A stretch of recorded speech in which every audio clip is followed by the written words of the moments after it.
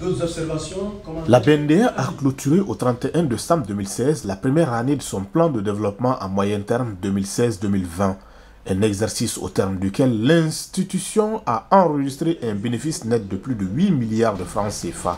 Une performance qui augure la bonne croissance du secteur agricole, cœur de métier de la Banque verte.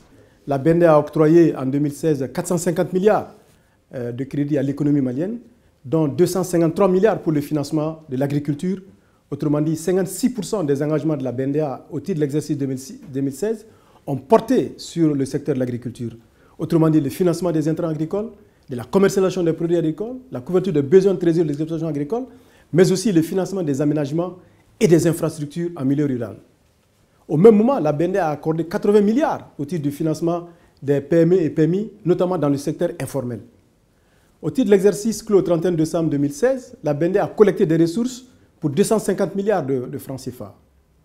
Et globalement, l'exercice s'est soldé par un résultat bénéficiaire net après impôt de 8 milliards de francs CFA. Les actionnaires apprécient la bonne performance de leur établissement. Ils ont félicité et encouragé la direction et le personnel de la BNDA. Ils ont estimé que leur banque inspirait confiance. Je voudrais d'abord exprimer ma reconnaissance du travail bien fait et du mérite des hommes et des femmes de la BNDA. La BNDA est une banque qui inspire confiance. Je crois que nous devons la soutenir et l'accompagner vers le financement de l'économie nationale. La BNDA a octroyé au titre de l'exercice 2016 plus de 250 milliards de crédits aux particuliers.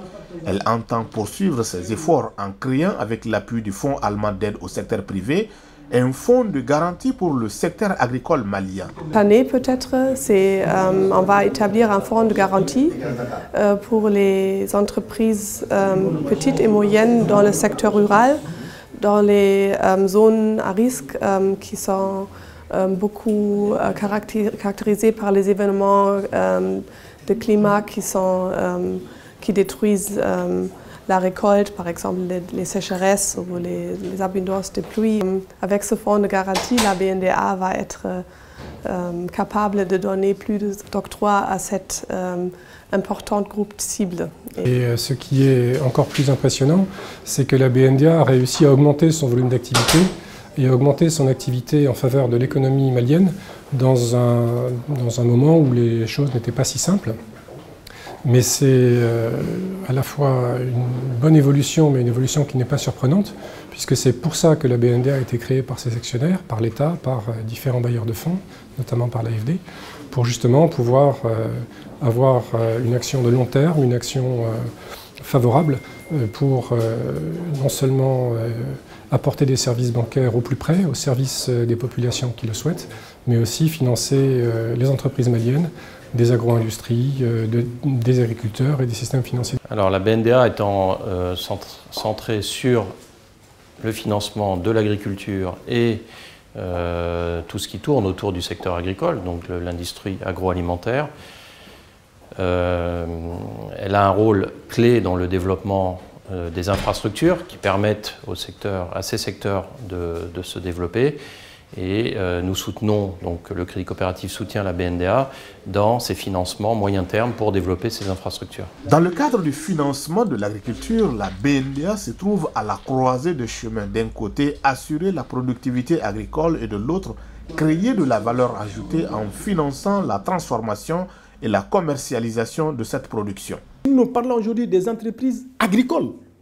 Comment aujourd'hui faire passer l'agriculteur, le producteur individuel en une entreprise agricole? C'est tous les enjeux de notre prochain PMT. Et à cela, il y a trois axes d'intervention qu'il faut que nous fassions. Un, l'appui au conseil, à la formation, à l'information et je dirais même à l'éducation financière du monde agricole. Deux, l'adaptation des produits et services financiers de la BNDA par rapport à l'évolution du monde agricole et par rapport à l'évolution de ses producteurs individuels. Et troisièmement, comment assurer la connexion de cette production avec le marché. Je pense que ce sont ces trois paramètres-là qui vont permettre à la BNDA, d'une part, d'assurer une production agricole durable et deuxièmement, de faire en sorte que cette production puisse contribuer véritablement à la croissance économique de notre pays. Solidaire à l'action gouvernementale, la Banque verte a également versé 8,911 milliards d'impôts et taxes à l'État malien.